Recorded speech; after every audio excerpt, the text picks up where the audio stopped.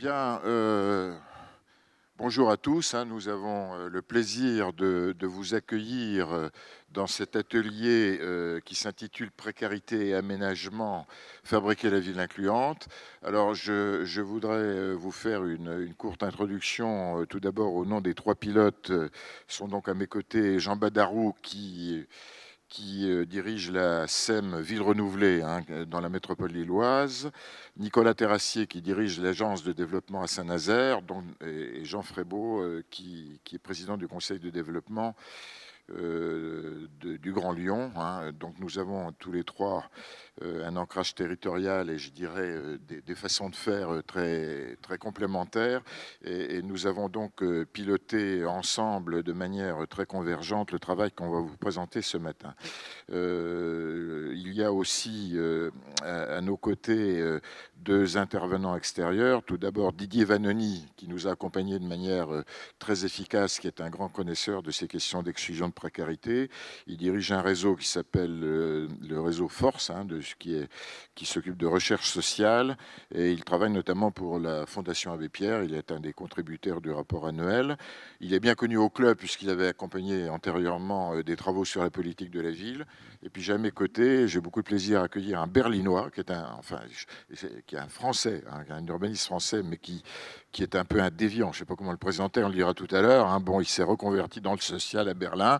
Nous l'avions rencontré lors d'un récent voyage à Berlin et on s'est dit qu'il était très important qu'il vienne nous apporter un témoignage un petit peu décalé sur les questions qu'on vient de traiter. Je voulais aussi vous dire que vous avez dans le dossier, dans la petite mallette qui vous était remise hier, le quatrième rapport. C'est le rapport que nous avons rédigé avec mes deux collègues, qui donne un peu le fil conducteur général de la démarche de cet atelier. Et puis, il y a également sur la table un rapport plus détaillé, établi par Didier Vanoni et ses collègues, qui développe notamment tous les travaux que nous avons faits dans les différentes séances du groupe de travail. Et je remercie au passage tous ceux qui ont contribué à ce chantier. Nous avons à la fois auditionné des personnalités comme un des responsables de la Fondation Abbé Pierre, Christophe Robert, Alain Régnier, que j'excuse, qui devait être ici. Alain Régnier est délégué interministériel à l'hébergement et à l'accès au logement. Il a été convoqué à l'ambassade de Roumanie pour parler des Roms à la demande et représenter le gouvernement français. Donc on a compris que le club de l'aménagement, ça passait un petit peu après, effectivement, mais il va quand même parler à l'écran quelques minutes, donc vous allez le voir. Ils ont commis d'ailleurs avec Christophe Robert et lui-même un rapport qui s'appelait Choc de solidarité.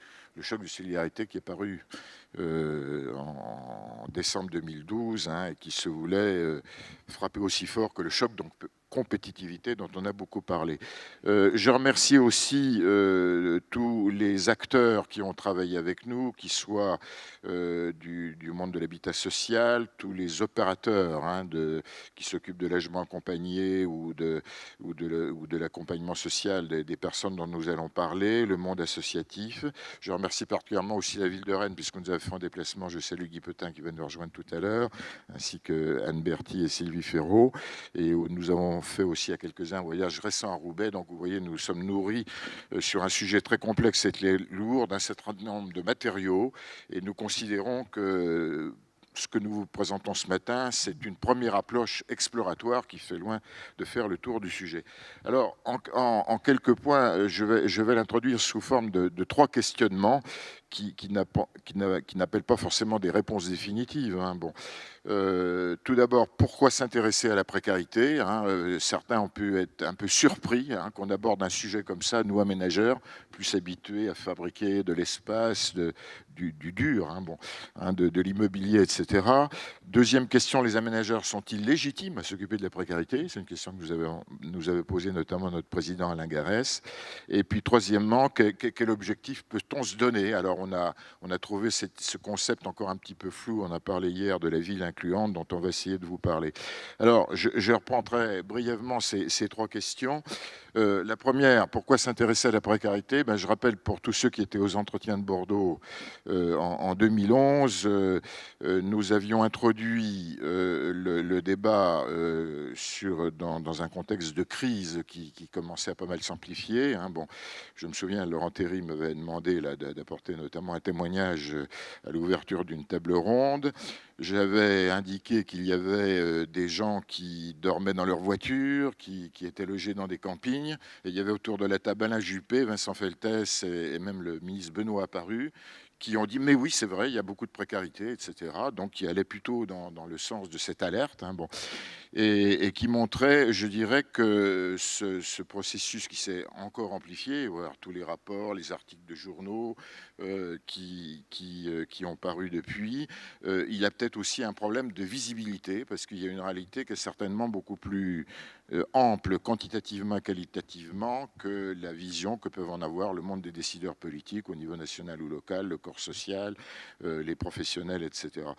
La deuxième chose qui nous a fait bouger, c'est qu'on a eu vraiment le sentiment dès ce moment-là que les projets que fabriquent les aménageurs sont peut-être un peu décalés par rapport à la prise en compte de ces populations.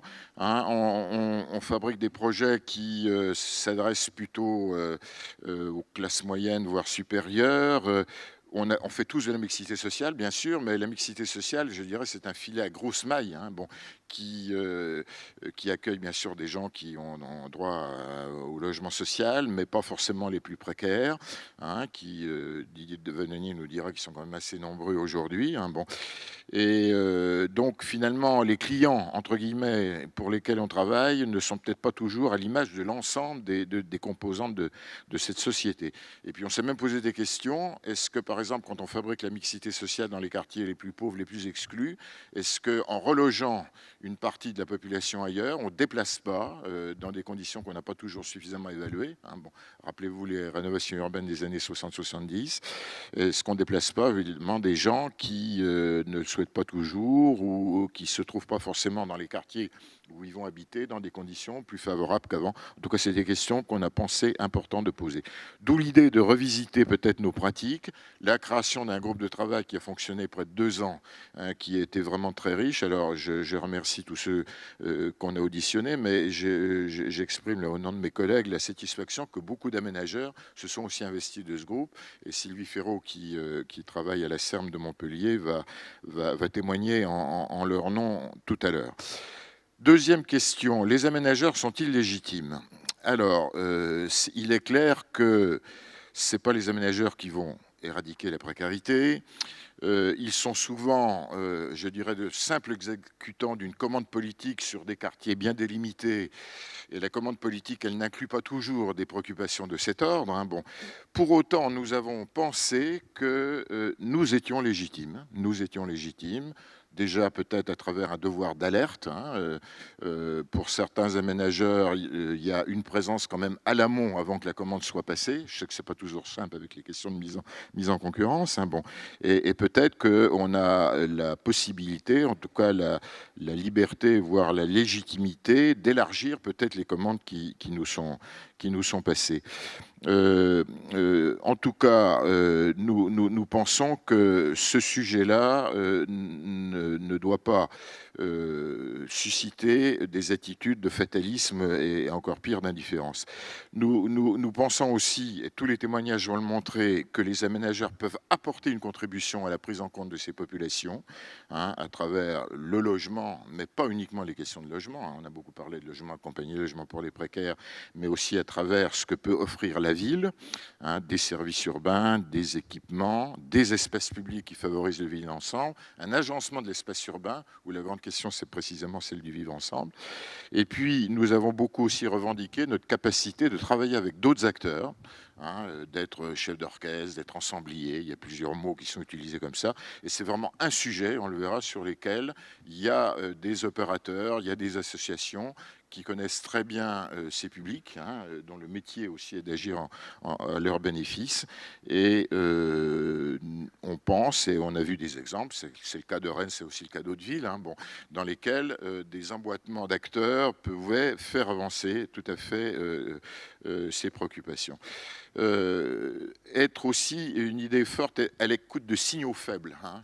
Dire, c'est pas sur un territoire l'aménageur qui sait tout faire, qui prend l'initiative, mais peut-être être à l'écoute d'autres initiatives, notamment d'initiatives venant de gens en situation de pauvreté, en situation d'exclusion. Rappelez-vous ce qu'a dit Martin Hirsch hier. Et puis je terminerai en disant, et finalement la posture qu'on a prise, nous sommes tous des professionnels très engagés, si nous étions aussi des citoyens très engagés, hein, donc cette idée d'engagement citoyen, alors quelques figures qu'il symbolise. Rappelez-vous, nous avions reçu il y a 3 ans Bernard Devers, hein, qui est le président fondateur d'Habitat Humanis, qui est un prêtre, promoteur, qui est très pointu professionnellement, mais qui a aussi un engagement. Moi, je le pratique beaucoup à Lyon. Alors, Alain Régnier, malheureusement, il n'est pas là. Alain Régnier, c'est Didier Vanoni, il connaît très bien. C'est un haut fonctionnaire, préfet, mais qui est un militant, ce qui n'est pas si courant dans la préfectorale, vous voyez. Et il nous a prononcé des paroles qui nous ont beaucoup remués, des paroles d'indignation, hein, sur l'incapacité des politiques publiques de l'État, alors qu'il est fonctionnaire d'État, et des politiques publiques en général, de prendre la mesure, hein, de cet enjeu. Je citerai Christophe Robert, je citerai Martin Hirsch, que vous avez entendu hier, hein, bon. Mon voisin, Gilles Duhem, qui est un urbaniste, hein, bon, hein, et il le revendique, il a travaillé avec François Choët, hein, bon, mais c'est quelqu'un de très engagé, hein, et finalement, combiner engagement professionnel et engagement citoyen, on a pensé que ça avait beaucoup de sens. Je vais m'arrêter là en vous disant que la troisième question, quel objectif on se donne? Alors, finalement, ce qu'on a trouvé, c'est la ville incluante. Je ne sais pas si c'est un concept scientifiquement bien établi. Certains parlent de ville inclusive. Nous, on a dit ville incluante parce que ça s'oppose à l'idée de ville excluante, que tout le monde peut comprendre. Alors, pour nous, la définition de la ville incluante, c'est une ville où toutes les composantes de la société peuvent trouver une place, dans une approche plus fine que la mixité sociale réduite aux quotas de logements sociaux. Et c'est une question qu'on doit se poser à toutes les échelles de quartier, de la ville, de l'agglomération, etc. Donc, il nous a pensé que c'était un combat légitime, alors qu'on voit sous nos yeux se fabriquer souvent une ville qui est la juxtaposition de groupes hétérogènes, hein, et possiblement antagonisme, ou de formes de fragmentation spatiale qui ne favorisent pas toujours le vivre ensemble. Voilà, j'ai terminé mon introduction pour... un point sur la ville incluante. Nous avons lancé une idée qui sera débattue tout à l'heure, et c'est Nicolas qui introduira cela. L'idée que cette ville incluante, il doit y avoir une façon de la mesurer, des indicateurs. Et à l'image de l'empreinte écologique, on nous a dit pourquoi pas réfléchir à l'empreinte sociale et solidaire. L'empreinte solidaire, bon, c'est une idée à creuser, hein, mais qu'on lance comme ça, et on attend un petit peu vos réactions.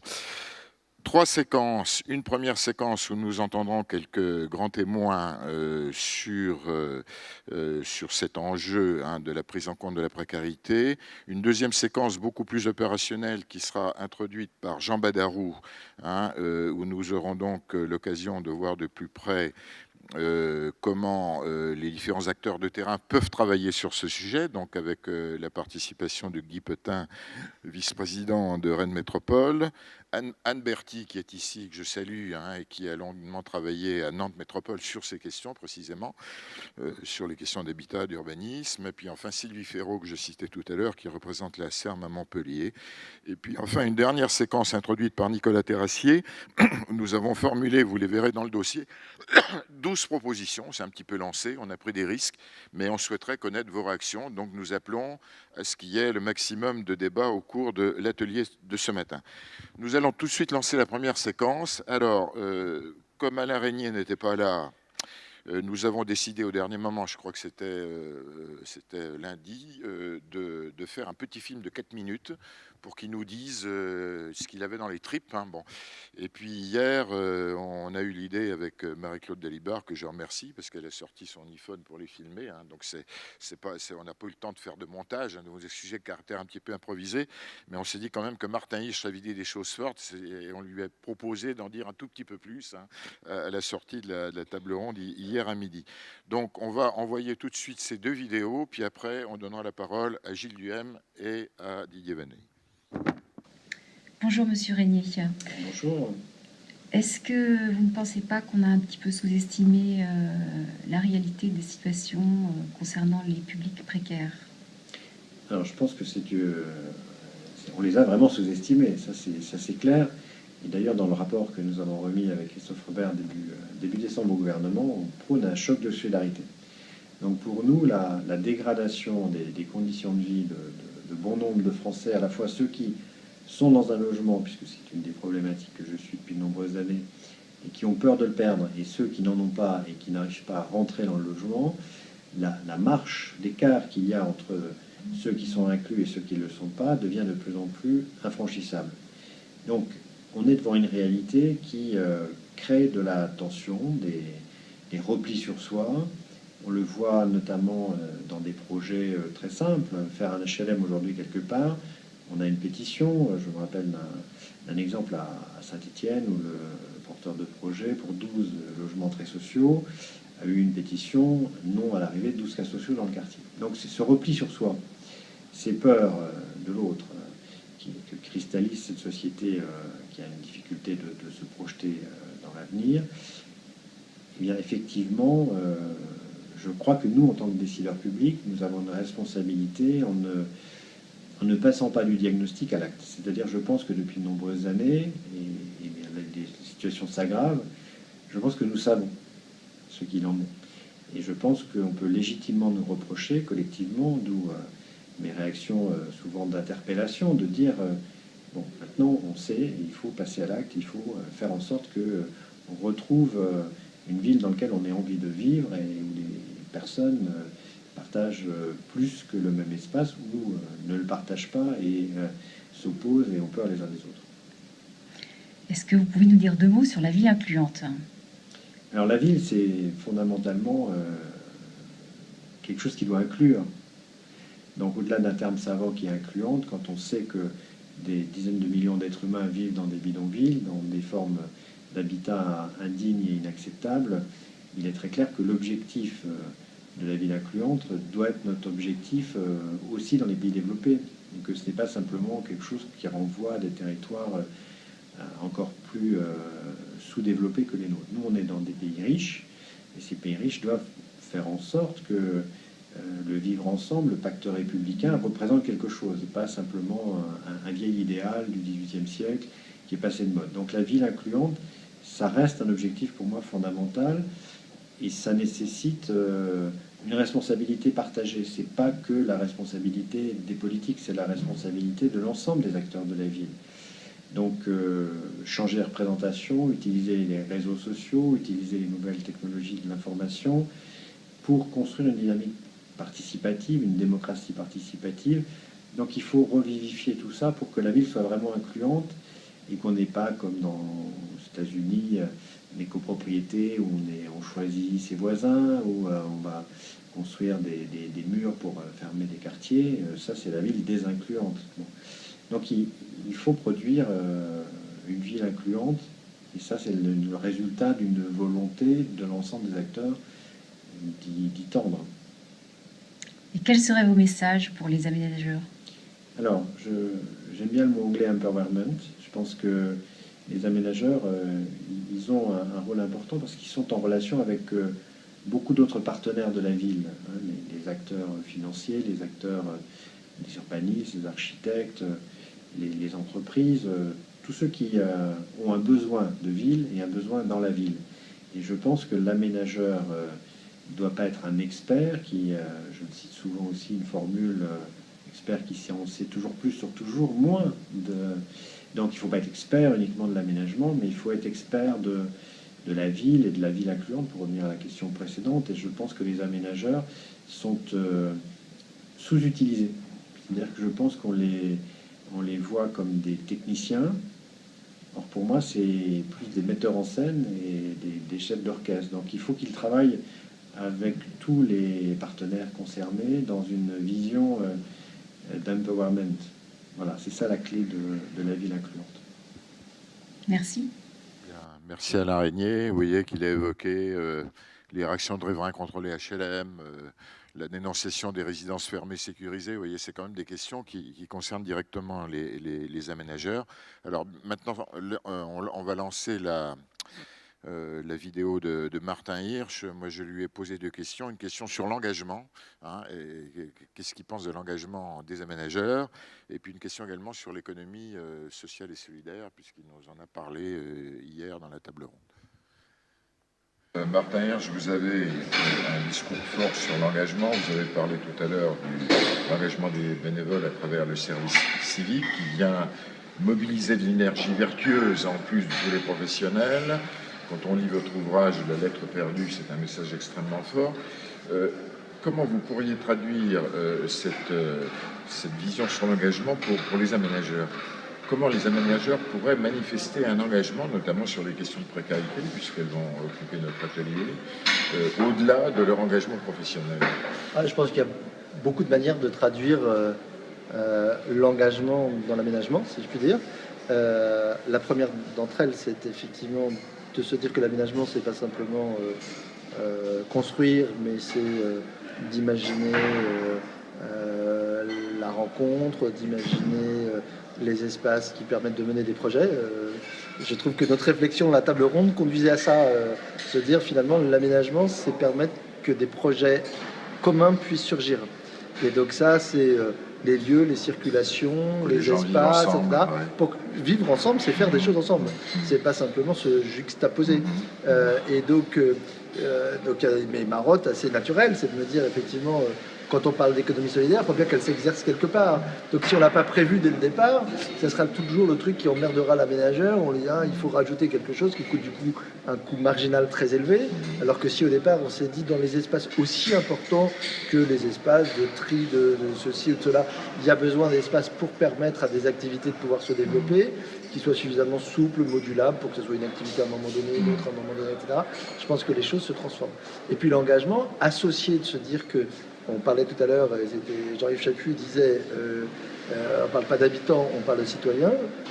Pour moi, un citoyen complet est un citoyen aussi engagé, et par conséquent, se dire que dans le rôle qu'on demande aux citoyens, et que l'aménagement d'un projet, d'un quartier, d'une ville peut permettre, c'est aussi de permettre l'engagement, de se dire que ceux qui vont faire vivre l'espace, la ville, le territoire, sont aussi des gens engagés à côté. Etc. Mais est-ce qu'on ne peut pas dire aussi que l'aménageur, c'est un citoyen? Quand on s'était rencontrés, vous nous aviez dit qu'il faudra que chaque professionnel consacre quelques pourcentages de son temps à rencontrer des gens qu'il ne rencontre pas habituellement. Par exemple, des gens en difficulté. Alors, ça, c'est effectivement deux choses complémentaires. La première chose, c'est que souvent, et je le rappelais ici, celles et ceux qui prennent les décisions, et on peut dire ça sans être démagogue ou populiste, par définition, ils ne vivent pas les contraintes. Et ils ne les connaissent pas forcément, les contraintes d'une partie de la population. Et moi, j'avais été frappé, on peut être responsable du bureau des allocations familiales, 70 milliards d'euros, et jamais voir les allocataires à la caisse. Voilà. Et ça, il y a un savoir, une connaissance qu'on n'acquiert pas dans les rapports, dans les livres, dans les écoles. Et qui se démode vite, parce que les évolutions socio-économiques sont relativement rapides. Les pauvres d'aujourd'hui n'ont rien à voir avec les pauvres d'il y a 30 ans.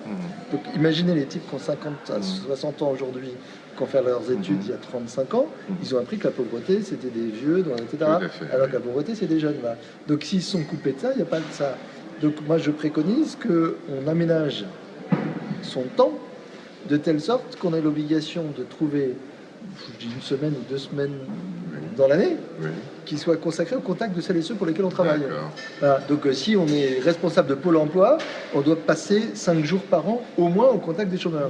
C'est pas la mer à boire, on est vraiment très loin. Il faut qu'on fasse Un Mais si on stage a- à la TD Carmonde, enfin, comment Mais pas vous- forcément à ouais, c'est TD ça. Carmonde, justement, on n'a pas besoin d'aller jusqu'à Oui. l'extrême, justement, parce que ATD Carmonde est peut-être le mieux vu, mais ça peut être d'habiter dans l'immeuble d'en face, etc., etc., quoi, de se demander ce qui se passe, ou chez le bailleur social, quelle est la demande des locataires, ou quelles sont leurs plaintes, ou de passer 5 jours au téléphone du centre d'appel où on reçoit les réclamations, etc., etc., etc. C'est ce genre de choses. Et là, on a, je pense, des éclairages tout à fait complémentaires. Et ça, j'adorerais que ceci existe.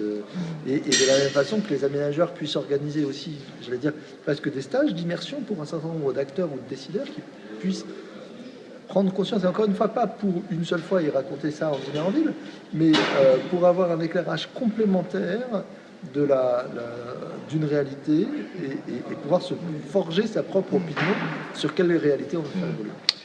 Alors, une question complémentaire, là, vous insistez beaucoup pour que les aménageurs dans leurs projets fassent plus de place à l'économie sociale et solidaire, donc trouvent des espaces pour accueillir le social business. Vous nous citiez comme exemple, par exemple, quand vous allez à Londres ou dans d'autres villes d'Europe, des charity shops. Oui. Comment pratiquement ça pourrait se traduire là dans les projets urbains que nous faisons? Alors, là, je vais vous prendre c'est du foncier, c'est du- des locaux, c'est... Oui, c'est essentiellement des locaux, c'est-à-dire, et c'est des locaux éventuellement petits et modestes, mais bien placés. C'est-à-dire, pas dire on a pris tout ce qui était bien placé pour uniquement le commerce classique, voire pour les services publics, voire, etc. Mais se dire comment je mets dans des endroits qui sont des carrefours de circulation, je pense souvent aux gares, etc., des endroits où celles et ceux qui travaillent de l'économie solidaire et donc qui peuvent vendre des petits bric-à-brac, etc. Moi, je regarde les bric-à-brac d'Emmaüs, ils étaient où? À des totalement excentrés, tout à fait. On les reconnaissait parce qu'il y avait la il faut y aller spécialement, grande cheminée qui fumait et qui polluait. Je ne sais plus le cas aujourd'hui. Mais, donc il faut les mettre dans les centres. Oui, trouver, et puis ça peut être un moment celle-là, et puis un an après une autre, etc., d'avoir une rotation de cela. Donc ça, si c'est pas prévu à l'avance, c'est compliqué à faire. Mais on peut y penser aussi dans le réaménagement. C'est-à-dire que quand se libère des surfaces, parce que les services publics évoluent, parce que telle ou telle chose évolue, et se dire comment est-ce qu'on peut réintroduire cela dans les besoins prioritaires, parce que c'est un besoin qui va répondre à la fois à un besoin de la population et à un besoin social très fort. Puis la deuxième chose à laquelle je pense, c'est comment est-ce que j'introduis, pour prendre un exemple, c'est trivial, mais le recyclage du vêtement est très pourvoyeur d'emplois non qualifiés dans l'insertion. J'ai travaillé quelques milliers de personnes. Mais on recycle aujourd'hui, on est capable de récupérer que 100 000 tonnes par an sur les 600 000 tonnes que l'on met à la poubelle. Donc il y a un marché de 500 000 tonnes.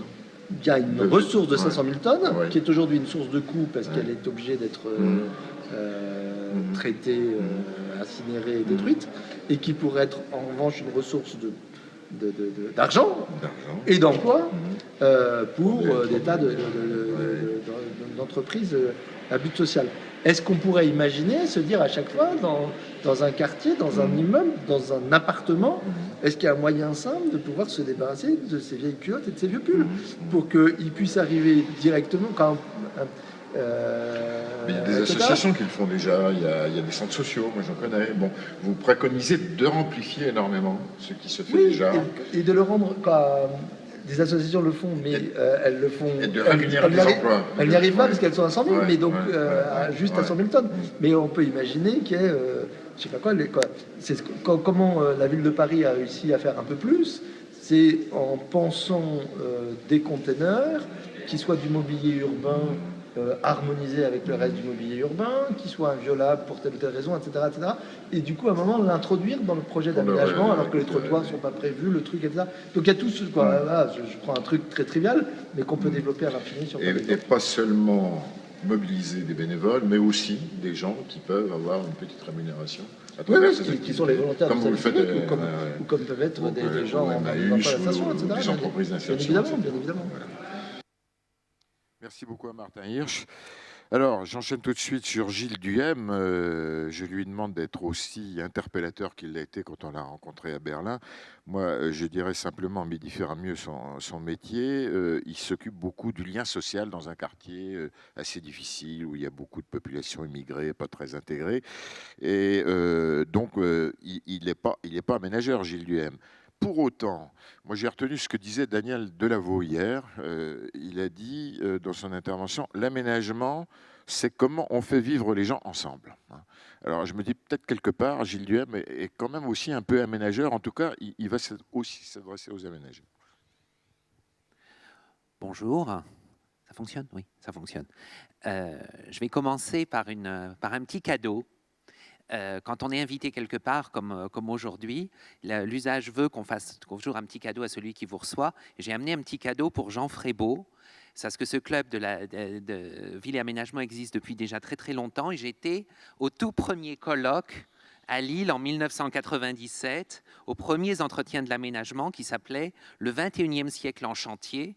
Un tournant pour l'aménagement. Et quand on regardait l'une des personnes qui était responsable des nouvelles donnes, donc de la modernité, on trouve le nom de Jean Frébeau, qui était déjà à ce moment-là responsable de la modernité, responsable de la nouvelle donne. Et je me demande si ce qu'on fait aujourd'hui, c'est un petit peu essayer de lire l'avenir et un petit peu essayer d'avoir une prospective, enfin une perspective d'avenir. Et c'est pour ça que je t'ai amené ça. J'avais retrouvé ça dans un dossier. Je pensais que c'était un joli cadeau à te faire aujourd'hui.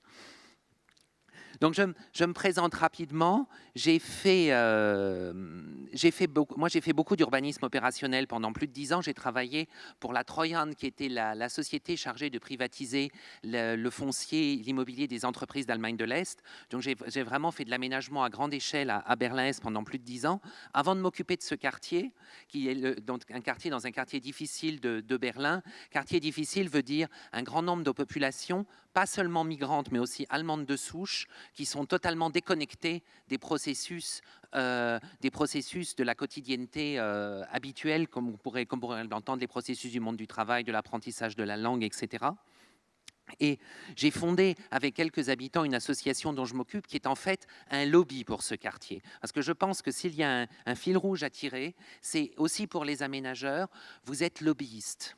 Vous êtes lobbyiste, vous avez des réseaux énormes. J'écoutais Martin Hirsch parler et je me disais, mais chacun d'entre vous a un réseau absolument énorme, a un réseau de compétences, de connaissances, de différentes entreprises absolument énormes. Si chacun d'entre vous prenait en charge 10 jeunes venant de quartiers difficiles, ayant eu des parcours scolaires un petit peu heurtés, etc., et se disaient, je les coach, j'ouvre mon réseau, je les aide à trouver du boulot, je les aide à parfaire leur formation, on aurait déjà fait un pas énorme. Pensez à l'effet multiplicateur que ça pourrait avoir.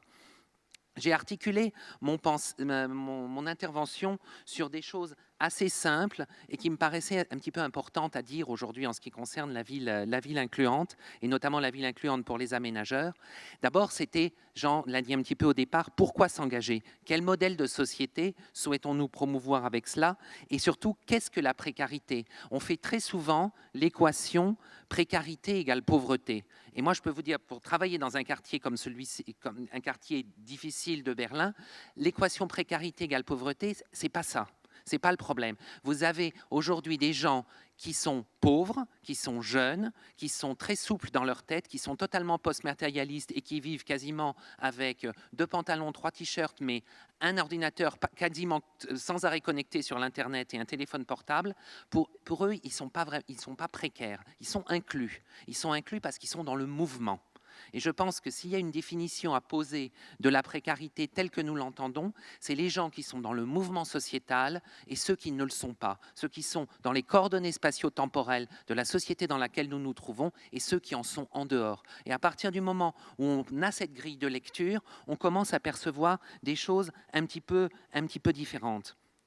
Et surtout, je voudrais aussi vous dire qu'on en parle aujourd'hui à Rennes en France, les débats tels que je les vis, ou ce que dit Martin, ce qu'a dit Jean tout à l'heure, ce qui a été dit hier dans ce colloque, on peut totalement le dire en Allemagne. La problématique, elle est européenne. Elle n'est pas du tout franco-française. Et il faut peut-être sortir de ces débats d'idées, de ces luttes idéologiques, de ces luttes de politique partisane, pour essayer de trouver des dynamiques de thèmes et non plus des dynamiques partisanes et des dynamiques de différentes fractions qui se heurtent les unes face aux autres. Une instance qui est assez importante en Allemagne, qui est le Deutsche Städtetag, qui donc représente l'assemblée des différentes villes allemandes, qui représente donc les communes, s'est beaucoup ému il y a à peine un mois du fait de la migration issue de la pauvreté en fait des différentes régions du sud-est de l'Europe, notamment la migration roumaine et la migration bulgare, qui arrivent en masse dans les villes allemandes. Et ils ont dit quelque chose qui me paraissait très juste et à citer aujourd'hui. La ville ne saura pas être l'atelier de réparation de politiques migratoires aberrantes ou trop peu accompagnées à l'échelle européenne. Et ça, on n'y arrivera pas. Vous, aménageurs, vous êtes en queue de programme, finalement, de tous ces mouvements qui sont principalement des mouvements dictés par la pauvreté et par le fait que les gens optimisent en fonction des conditions de vie qu'on peut leur proposer. Et il est clair que même dans des conditions que nous considérions comme précaires, pour une grande quantité de la population mondiale et même de la population européenne, malgré tout, ça représente quand même l'Eldorado. Ce qui me paraissait aussi important en deuxième réflexion, c'était de mobiliser les outils et les savoir-faire des aménageurs combinés à ceux d'autres acteurs pour fabriquer la ville incluante. Je ne m'étendrai pas parce que Martin Hirsch l'a dit très bien. La ville incluante ne peut fonctionner que si tous ces acteurs, publics ou privés, se fédèrent les uns les autres. Et là, je vous interpelle, vous êtes aménageur sur des sites concrets. Quand avez-vous parlé la dernière fois avec le commissaire de police? Quand avez-vous fait une réunion avec tous les instituteurs de l'école primaire ou de l'école maternelle des quartiers dont vous vous occupez? Quand est-ce qu'il y a eu une connexion entre le directeur de la société HLM et un projet de femmes du Sud Sahel qui essayent dans ce quartier-là de promouvoir l'éducation de leurs enfants? Toutes ces interconnexions, il a parlé du fait de permettre aux instances dirigeantes, aux élites que nous représentons, que nous le voulions ou pas, d'avoir véritablement le contact avec la base. Dans le projet dont je m'occupe, moi je propose à énormément de politiciens de venir faire un stage d'une journée, de 2 jours, pour se rendre compte de la vraie réalité. Et que la vraie réalité, elle est souvent beaucoup plus simple et beaucoup plus basique que tout ce que l'on peut élaborer. On intellectualise certains problèmes qui sont le plus souvent des problèmes vraiment très simples, d'ancrage dans le temps, dans l'espace, de comprendre qu'est-ce qu'un rendez-vous, qu'est-ce que veut dire venir, qu'est-ce que veut dire communiquer, et comment est-ce que se tissent et s'élaborent les clés des rapports entre les personnes, qui sont la clé finalement de la ville et la clé du vivre ensemble. Ce que tu viens de dire, c'est un peu la base de ton activité associative dans ce quartier. Exactement. Établir des passerelles. Exactement. On ne fait que ça. Moi, quand on me demande qu'est-ce que vous faites comme métier, je dis, moi, je suis importateur de matières grises. J'importe dans ce quartier, par l'intermédiaire d'un projet d'engagement citoyen avec des bénévoles, j'importe des gens de la classe moyenne, des gens comme vous, qui viennent 1 fois ou 2 par semaine, travailler avec toujours les mêmes enfants, toujours avec le même rythme, faire lire, écrire, compter, un petit peu l'école de Jules Ferry, apprendre à lire l'heure, apprendre à utiliser un agenda, apprendre à aller faire une excursion dans un musée, apprendre à découvrir la ville, pour que se tisse quelque chose. Et surtout, tous ces enfants et tous ces jeunes, on leur offre, par ce mécanisme un peu artificiel, on leur offre le réseau vers l'extérieur qu'ils n'ont pas. Ils ont des réseaux intrafamiliaux, mais quasiment pas de réseaux extrafamiliaux. Et c'est ça qu'il faut pour s'ancrer dans la société d'aujourd'hui et pour sortir des cycles de la précarité.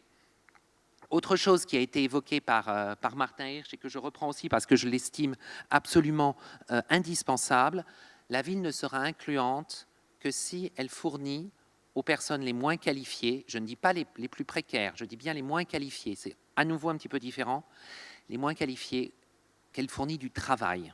Et ce travail, on ne passera pas à côté de devoir le mettre en scène. La croyance, croire qu'on pourra, dans nos sociétés post-industrielles, occidentales, offrir du travail à tous, sans qu'il soit d'une façon ou d'une autre subventionné par l'État à plus ou moins haut niveau, c'est un leurre. On n'y arrivera plus. Par contre, il y a des choses qui peuvent inciter à créer des projets avec une densité à capital humain pour les moins qualifiés beaucoup plus importante. Et là, c'est là où les aménageurs ont quelque chose à dire.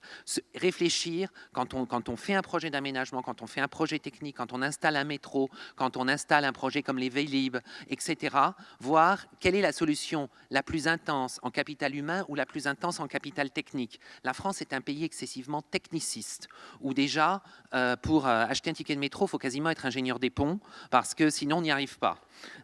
Et toutes ces machines qui coûtent terriblement cher, aussi bien en conception, en achat, en entretien, pourquoi ne pas réfléchir à certaines pistes et redonner au capital humain peu qualifié la valeur qu'il a perdue au cours des 25 ou des 30 dernières années, de faire pencher volontairement la balance des décisions dans ce sens. Mais c'est aussi quelque chose qui me paraît très très important et qui est vraiment un impact pour les aménageurs qui est double. D'abord réfléchir sur qu'est-ce que va apporter l'Internet, qu'apporte l'Internet comme révolution dans la société dans laquelle nous nous trouvons. Moi je pense très personnellement, Freud a parlé de l'homo protheticus déjà à la fin des années 20. L'homo protheticus, l'homme à prothèse, on y est. Mais je pense qu'on est à l'aube de quelque chose qui n'est même pas un changement de société, qui est un changement de civilisation, parce que les flux d'informations se sont absolument renversés. Autrefois, dans la civilisation analogue, vous allez à l'information, aujourd'hui l'information vient à vous. Et c'est complètement différent, le rapport à l'espace est complètement différent, le rapport aux grands équipements publics sera complètement différent, le rapport à des choses comme des bibliothèques, comme les lieux de savoir, les lieux d'interconnexion entre les gens vont complètement changer. Là, il y a une grande réflexion à mener et une réflexion qui doit intéresser les aménageurs parce que c'est quelque chose qui doit s'inscrire dans l'espace. La clé de la ville incluante, c'est la maîtrise des espaces et c'est quelque chose qu'on a peut-être perdu et surtout on a pas suffisamment travaillé sur l'interconnexion entre ceux qui aménagent l'espace, ceux qui l'utilisent et surtout ce qui va se passer après cet aménagement. Ça veut dire quoi concrètement, cette maîtrise de l'aménagement de l'espace par rapport au vivre ensemble? J'y viens. Je pense que l'une des maîtrises de l'aménagement de l'espace, c'est la maîtrise du transport. C'est l'une des pistes. Et qu'il ne devrait plus y avoir d'aménagement dans aucun de nos pays, que ce soit la France, que ce soit l'Allemagne, sans que ce soit des lieux qui soient absolument accessibles par le transport en commun, par les circulations douces, par le vélo, à pied, et surtout des espaces qui ne soient plus générateurs de peur. C'est-à-dire que la ville est incluante partout. Ça pourrait être une définition un peu simplificatrice, mais qui finalement est peut-être pas si mauvaise que ça. La ville est incluante partout où les taxis acceptent d'aller le soir. C'est assez simple. Ça peut être des formes urbaines très très différentes, mais ça veut dire quelque chose. Ça veut dire l'endroit où on se rend à pied, l'endroit où les différents groupes de population qui sont à cet endroit-là ont atteint un certain niveau d'équilibre qui fait que chacun s'y sent bien. Et quand on s'y sent bien, quelque chose peut se développer. Ça peut être après des formes urbaines très très différentes les unes des autres. Mais moi, je suis un grand défenseur de la ville compacte. Et je pense que de toute façon, l'évolution des prix de l'énergie vont faire qu'il n'y aura à terme absolument plus aucune alternative à la ville compacte, qu'on le veuille ou qu'on ne le veuille pas. Et c'est là où je viendrai à l'une des dernières choses que je voudrais dire ce matin, parce que je pense qu'elle est très importante. Et là, les aménageurs ont un grand rôle à jouer. Vouloir la ville incluante, c'est redonner confiance à la classe moyenne. Et tout ce qu'on vit actuellement en France, en Allemagne, l'effritement des classes moyennes, la classe moyenne, c'est le fondement de notre société européenne. Et à partir du moment où la classe moyenne s'effrite, et elle peut être de toute provenance. Moi, le problème du quartier dans lequel je travaille, ce n'est pas que les Allemands l'ont déserté, c'est que la classe moyenne turque, la classe moyenne libanaise, la classe moyenne palestino-arabe, la classe moyenne polonaise, la classe moyenne de gens qui viennent d'Afrique, mais il y en a beaucoup moins qu'en France, l'ont quasiment déserté. Et c'est ça le problème, c'est redonner confiance à la classe moyenne pour que cette mixité se fasse, et ça ne se fera que par deux points qui sont la maîtrise de l'espace public, de sa qualité, de son entretien, de sa sécurité, du bien vivre dans l'espace public et surtout par la maîtrise de l'école. Je pense que les aménageurs, là, ont un très, très grand rôle à jouer sur l'apprentissage de ce qu'est l'espace au niveau des enfants et au niveau des écoles. Et la dernière chose que je vous dirais, pensez peut-être, si vous mettiez dans les écoles, si vous offriez aux écoles qui sont dans votre périmètre, par an, peut-être 0,1% du budget d'un grand projet d'aménagement, que vous alliez voir le directeur de l'école et vous disiez, voilà, tous les ans, vous avez ça comme argent pour faire plus d'aide scolaire, pour faire ceci, pour faire cela. Je pense qu'on aurait fait un grand, grand pas en direction de la ville incluante. Merci. Merci, Gilles. Bien, de fortes interpellations aux aménageurs. Juste là, on se disait avec Jean, là, juste nous en dire un tout petit peu plus sur le quartier où tu travailles. Je me souviens, tu nous disais, la bonne échelle, c'est 5 à 10 000 habitants. Pourquoi c'est cette échelle-là qui est pertinente? Puisque Jean me donne la possibilité de parler encore 1 minute, je ne vais pas m'en priver. C'est un... Non, pay off 3 quarts d'heure. C'est un quartier qui fait environ 30 hectares, dans lequel vivent environ 5600 personnes. Pour vous donner une idée, c'est un quartier construit, qui est en centre-ville et qui a été construit dans les années 70, dans lequel vivent une grande communauté turque, une grande communauté palestino-libanaise. Et la bonne échelle, pour nous qui sommes en fait... Nous sommes une petite association, mais qui fonctionne un petit peu comme une mini-fondation américaine. C'est-à-dire nous n'avons pas de subvention et nous devons gagner l'argent que nous dépensons, c'est-à-dire en ayant toute une politique de fundraising, de recherche d'argent, de recherche d'argent face à des fondations, face à des entreprises privées, etc., pour arriver à avoir une action dans la durée. Parce que moi, l'expérience m'a appris, mon expérience allemande de plus de 20 ans de vie professionnelle m'a appris qu'il n'y a rien de plus versatile et de moins fiable que l'argent public, qui vient, qui repart, qui revient, qui repart. Et ça, c'est la mort de toute continuité. Et il vaut mieux moins le gagner soi-même, apprendre aux personnes de façon locale les dynamiques du vrai capitalisme, ce qui veut dire quand on fait quelque chose, ça coûte quelque chose. Quand on fait des crêpes, eh ben, il faut payer à crêpes. Quand on fait du cinéma le soir, eh ben, il faut payer 3 € pour rentrer parce que ça paye les charges. Et on apprend à énormément de gens de façon très, très simple, qu'est-ce que ça veut dire une marge, et qu'est-ce que ça veut dire de mener une petite entreprise, qui peut ensuite rebondir sur ce dont a parlé Martin Hirsch, c'est-à-dire la création d'un tissu de petites entreprises qui peuvent être soutenues de façon X, Y, Z, aussi par l'aménageur, par la société HLM, etc., mais où il faut d'abord qu'il y ait une connaissance de base de ce qu'est un mécanisme entrepreneurial qui s'est perdu du fait du subventionnement sans contrepartie de l'État-providence. Merci encore. Gilles, tu pourras intervenir tout à l'heure dans le débat. Tu as dit qu'il ne fallait pas confondre pauvreté et précarité. Alors Didier a des choses importantes à nous dire là-dessus, notamment sur la situation en France. Oui, donc je vais reprendre quelques-uns des éléments qui ont déjà été développés ici, mais surtout pour rendre compte moins de ce que je pense moi que ce qui a été développé dans les ateliers, parce que finalement j'en ai été celui qui en a fait la synthèse.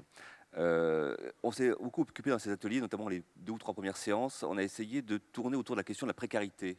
Parce que précarité, aménagement, autant les personnes qui étaient autour de la table voyaient bien de quoi il s'agissait pour l'aménagement, mais la précarité, il a fallu quand même que l'on se cale et qu'on essaie de se dire ce que pouvait recouvrir cette notion de précarité. Et je me souviens de quelqu'un qui avait participé à ces groupes de travail qui venait du PUCA au ministère, qui avait dit finalement votre réflexion tourne autour de la question d'urbaniser la ville réelle et pas la ville supposée ou des réponses en termes urbains pour des besoins supposés. Et toute notre réflexion a été d'essayer d'expliciter, notamment ce qu'était la précarité, mais derrière sa précarité, ce qu'était la situation des Français aujourd'hui. Et la situation des Français aujourd'hui face au logement, face à leur place dans la ville et face aussi aux itinéraires résidentiels qui vont les conduire d'un quartier à un habitat et d'un habitat à un autre et d'un quartier à un autre. Donc on a commencé par tourner autour de la question de la précarité et de la définition de ce que pouvait être la précarité telle qu'on pouvait l'appréhender dans notre atelier. Alors d'abord, on a trouvé que c'était un terme qui avait beaucoup de sens dans la parole, dans les propos courants, et que quand on regarde un peu de plus près, on pourrait à la fois avoir une vision très restrictive les précaires, ce sont les 100 000 personnes qui n'ont pas de domicile propre en France, par exemple. Et quand on écoute la Fondation Abbé Pierre, les précaires pourraient être 10,5 millions de personnes qui vivent dans des situations de logement insatisfaisantes, d'absence de logement, mais aussi qui sont menacées par rapport au fait d'avoir aujourd'hui un logement, ou qui ont un logement et qui y vivent mal. Voilà. Donc quand on met toutes ces définitions bout à bout, on a soit 100 000, soit 10,5 millions. Donc il a bien fallu qu'on se dise quelque chose dans notre réflexion pour dire de quoi parle-t-on, et surtout, si on doit retenir une définition, en quoi la définition qu'on va retenir interpelle ou concerne le monde des aménageurs. Alors on a retenu 3 ou 4 termes, 3 ou 4 éléments de définition pour essayer d'aller plus loin. La première chose, qui n'est pas tout à fait statistique, mais qui est du ressenti, c'est que la précarité renvoie à la notion d'instabilité et d'incertitude. Les 50% de Français qui estiment qu'ils sont menacés, qui sont pauvres, qui sont menacés de pauvreté, ils ne sont pas confrontés directement à la pauvreté, surtout quand on se réfère aux situations de pays du Sud, par exemple, du Sud du monde, hein, pas du Sud de la France, ou de l'Europe seulement. Ce qui les interpelle, c'est le fait qu'ils sont dans un environnement qui n'est pas lisible, qui n'est pas continu, et ils ont du mal à se situer aujourd'hui dans un avenir. Je ne sais pas si vous avez en tête ce genre de réflexion, mais aujourd'hui, un retraité qui change de statut, de salarié, et qui passe à retraité, un retraité peut perdre jusqu'à 60% de ses ressources, et on voit de plus en plus de retraités qui rentrent dans le parc social au moment de leur retraite, parce que leur carrière n'a pas été complète, parce qu'ils étaient sur des statuts où il y avait beaucoup de primes liées à leur rémunération, et quand ils passent dans l'âge de la retraite, ils n'ont plus ce genre de primes. Ils ont été dans des métiers où les caisses complémentaires ne fonctionnaient pas très bien. Il y avait beaucoup de femmes dans ces situations-là. L'âge de la retraite occasionne pour beaucoup l'entrée dans la précarité, ce qui n'est pas une notion tout à fait courante, où on imaginait que l'âge de la retraite, c'était l'âge où l'on profiter du capital acquis, du patrimoine acquis, ou d'une situation qui s'était stabilisée. Alors, instabilité, mais aussi incertitude. De plus en plus de ménages vivent des trajectoires fragmentées, séquencées. Je me souviens du PLH qui avait été réalisé pour l'agglo de Bordeaux, où il y avait une étude de cas qui avait été donnée comme ça, à titre d'illustration, où on voyait un ménage qui se constituait avec donc 2 célibataires avec un logement chacun, qui se mettent en situation de maritale, qui se marient, qui ont des enfants, qui se séparent avec l'un des membres de cette famille, qui se recompose avec un autre membre d'une autre famille qui s'était séparée d'ailleurs. Et on les suivait comme ça jusqu'à l'âge de la retraite. Ils avaient 15 domiciles, 15 logements. Et on indiquait que ce qui allait changer, ce n'est pas la population qui évolue, elle évolue quand même, parce qu'il y a de plus en plus de ménages en France, mais aussi le fait que la demande liée à ce séquençage était de plus en plus diverse et de plus en plus nombreuse, puisqu'il faut 15 logements pour ces personnes-là, et à un moment donné, on passe d'un besoin de 5 pièces à un besoin de 3 et 2 pièces, puisqu'il y a eu séparation, ou de 5 pièces et 2 pièces, ou une seule pièce pour celui qui reste seul. Je vous rappelle d'ailleurs quelque chose qui est assez mal connu, c'est que beaucoup de requérants d'ALO aujourd'hui, des gens qui vont devant des juridictions pour essayer d'obtenir le droit au logement, sont des isolés des hommes isolés, dont la situation est issue d'une séparation. Alors parce qu'ils sont moins protégés peut-être du fait que les enfants sont à la charge des femmes, mais aussi parce que dans la manière dont les séparations s'effectuent, aujourd'hui, les hommes restent toujours en marge du logement. Donc, par exemple, en Ile-de-France, c'est une donnée. Alors, non-continuité, séquençage, instabilité, je l'ai dit, mais aussi fragilité de manière générale par rapport à ce qui pouvait stabiliser la situation des ménages et des individus. L'emploi, notamment. La flexibilité de l'emploi, c'est très bien, la mobilité, c'est très bien, mais dans un monde où on s'endette pour 25 ans pour accéder à la propriété, la flexibilité de l'emploi, c'est pas tout à fait raccord. Quand le CESR de Bretagne produit un rapport sur les jeunes actifs et l'accession à la propriété, et qu'il développe la notion de naufragés de l'accession, c'est-à-dire des gens qui ont été poussés par la culture locale aussi, on accède beaucoup à la propriété en Bretagne, mais aussi par les banques, par une ambiance, si c'est le moment d'acheter, etc., par toute la publicité, pour aller vers l'accession alors qu'ils sont très très justes en termes de budget.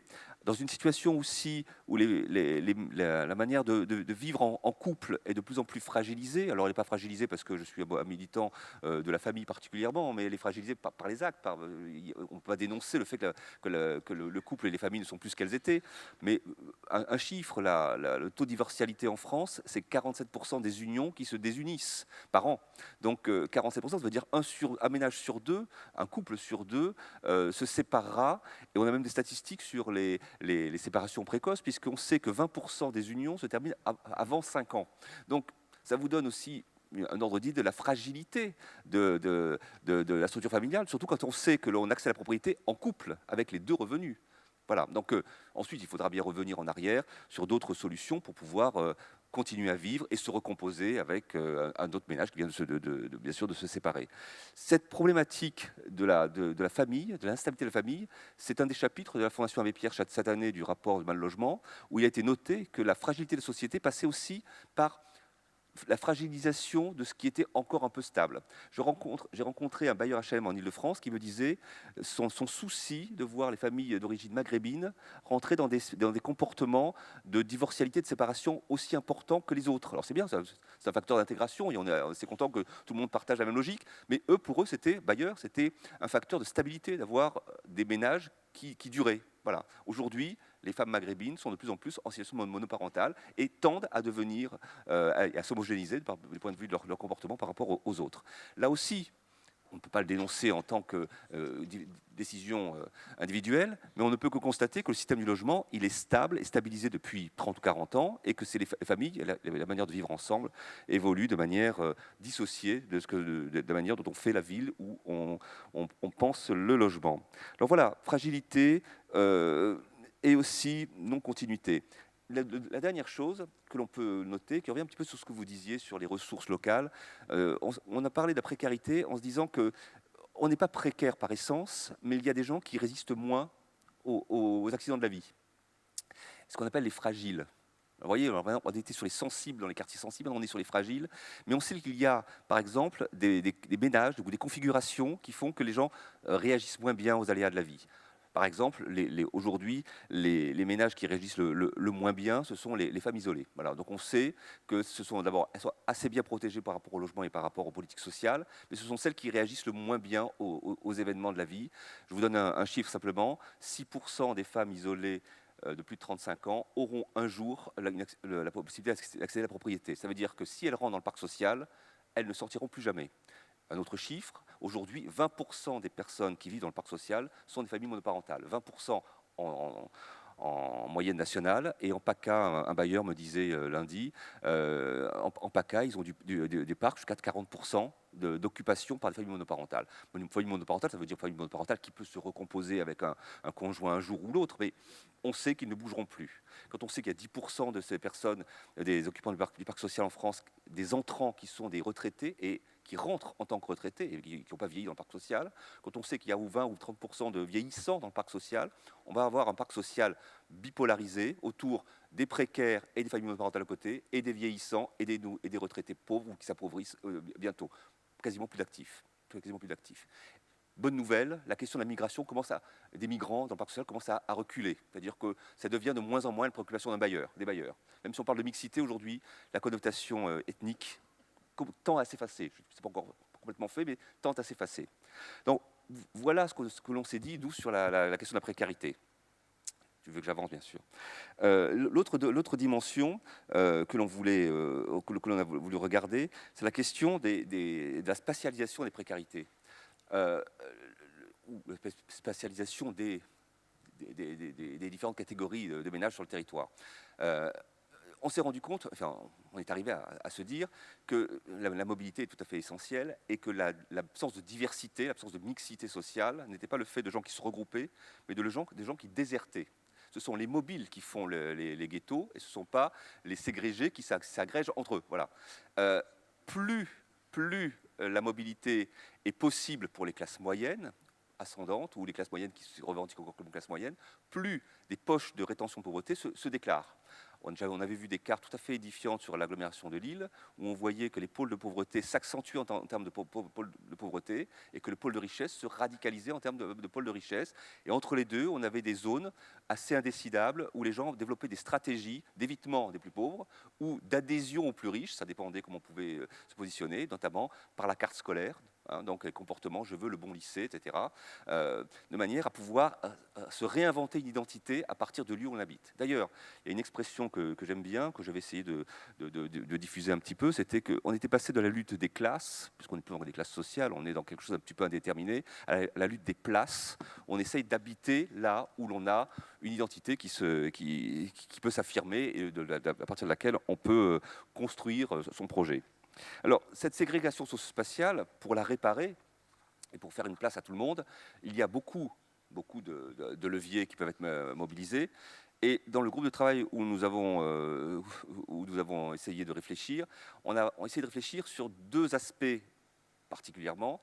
Premièrement, la question de l'accès au logement, étant donné ce que sont les ressources réelles des ménages. Ça devient même maintenant une de mes marottes, mais je crois qu'on va essayer de diffuser cette question-là. Quand on pose à des élus, à des décideurs, quel est le revenu réel des résidents de leur commune, et qu'on leur dit, étant donné... Alors on pose la question, en général ils ne savent pas, mais et la répartition de ces revenus, en général ils ne savent pas. Mais quand on leur donne cette répartition, on leur dit, mais quel produit logement vous imaginez par rapport à cette répartition de revenus? Et là non plus, ils ont beaucoup de mal à formuler. Donc j'ai eu un exemple tout à fait édifiant d'un maire d'une commune de la banlieue parisienne qui avait mis dans son programme électoral, tous les projets qui sortiront sur ma commune seront destinés en priorité aux habitants de la commune et de manière à favoriser les itinéraires résidentiels, le desserrement familial. Et il a lancé une ZAC, modeste par rapport au grand projet, mais assez important pour sa commune. Et il s'est révélé que quand elle a été montée, cette ZAC, à l'arrivée, 0% de la population pouvait accéder à quelconque des logements qui avaient été proposés sur cette opération.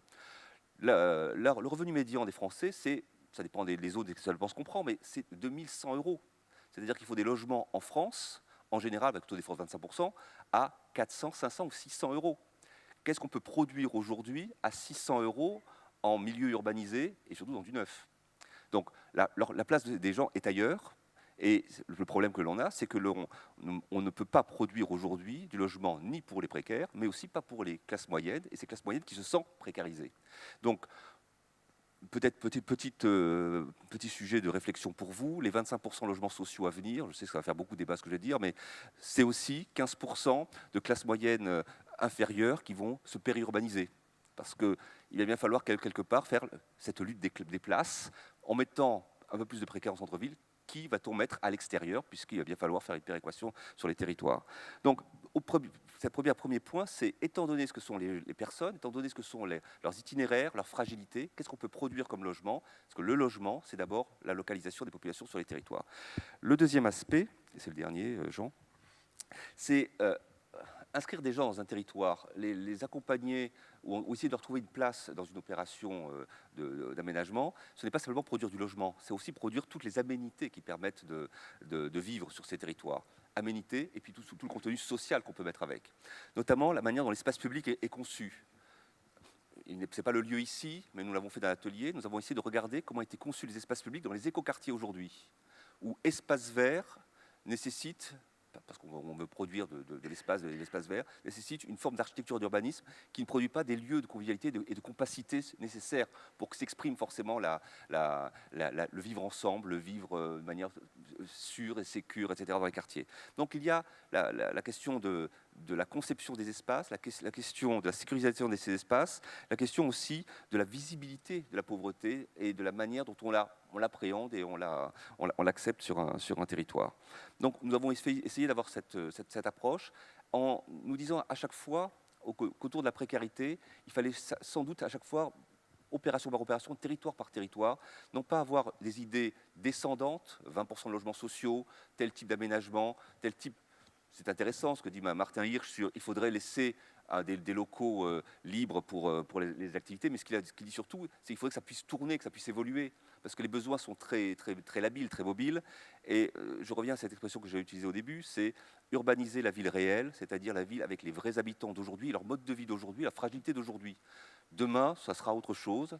notamment, dernière anecdote, la société Ford aux États-Unis a essayé de voir dans quelle mesure ils pouvaient vendre des voitures de type européenne aux jeunes Américains qui n'avaient pas des ressources nécessaires pour s'acheter la voiture américaine classique. Et donc ils sont appuyés sur les réseaux sociaux pour essayer de mettre à disposition des jeunes des Ford Fiesta qu'on fait en Europe, en disant peut-être que via les réseaux sociaux on va pouvoir diffuser ce modèle.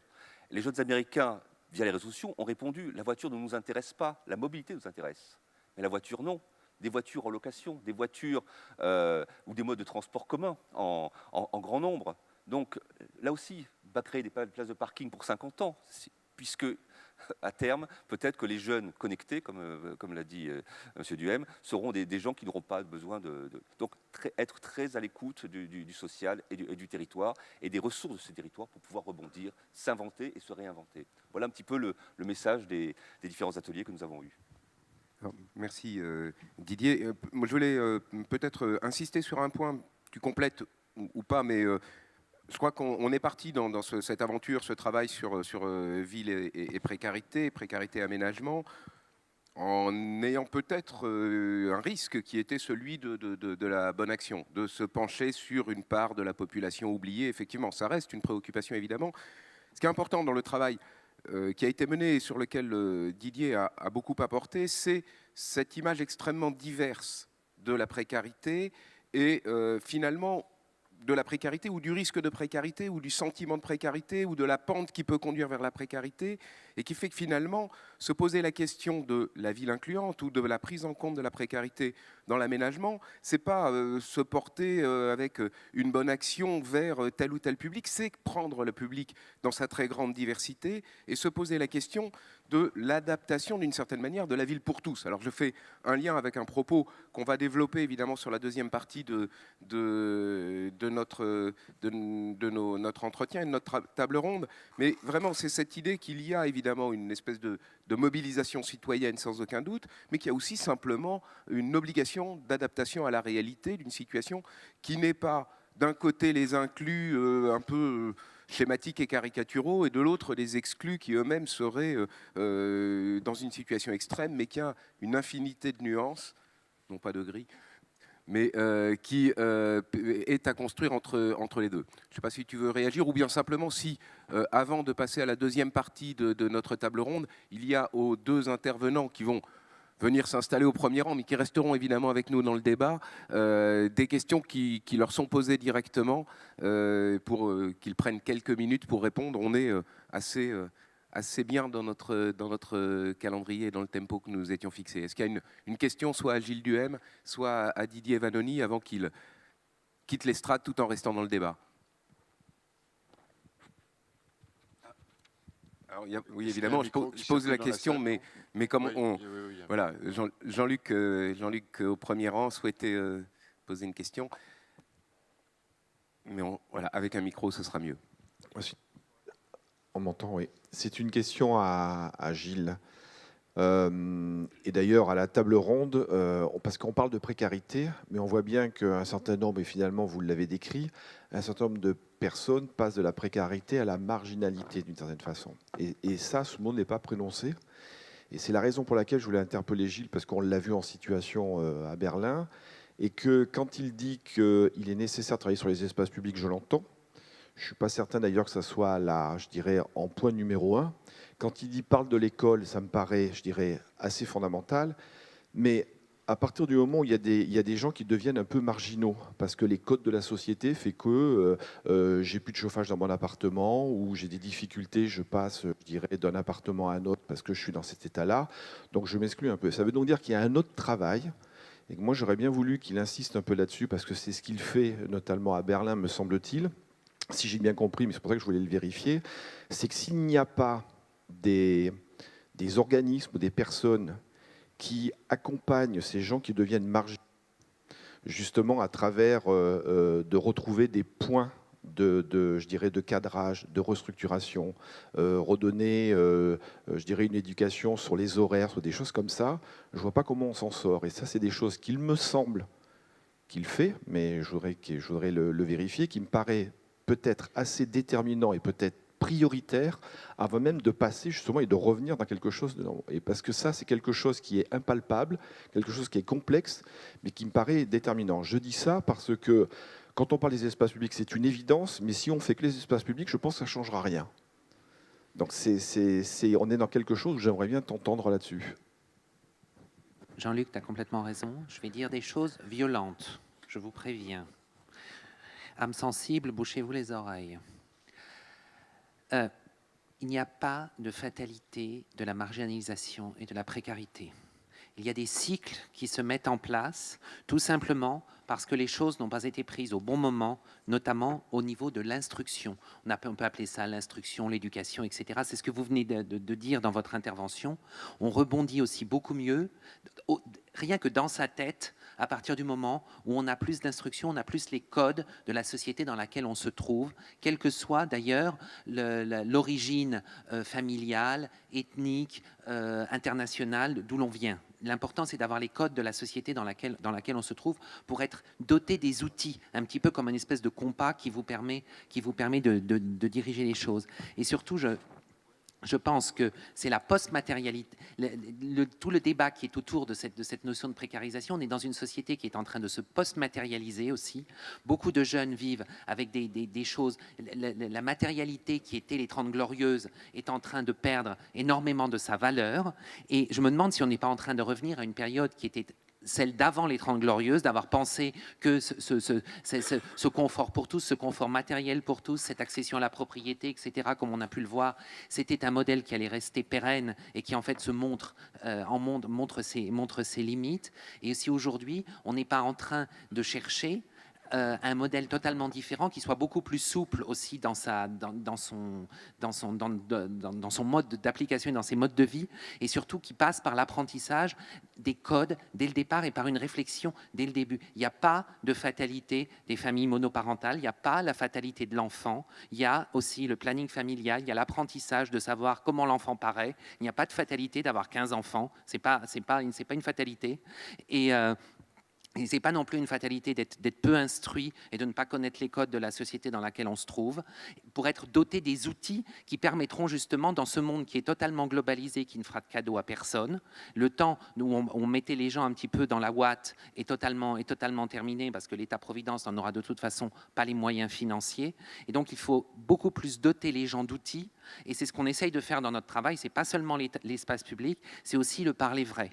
C'est aussi confronter des jeunes avec le fait qu'ils vont peut-être fonder une famille, que leur famille, au bout de 5 ans, elle va éclater. Ben, qu'est-ce qui va se passer? Combien coûte un enfant? Qu'est-ce que ça veut dire? Moi, je dis très souvent à des parents, un enfant, c'est le prix d'une Mercedes. Et si vous voulez de l'aide scolaire pour vos enfants, c'est le prix d'un plein de la Mercedes une fois par mois. C'est tout. C'est très simple, et c'est un discours qui porte et que les gens comprennent. Et il n'y a pas eu suffisamment de réflexion là-dessus, et très souvent, les gens qui partent dans les cercles de la précarité, de l'exclusion et de la marginalisation, sont très souvent des gens à qui les codes de la société n'ont pas été suffisamment expliqués, et surtout tous ces dangers qui ont été victimes de beaucoup de miroirs aux alouettes. Une deuxième question, avant qu'on passe à la séquence suivante. Non, ben écoutez, on va beaucoup remercier Gilles Duhem et Didier Vannoni.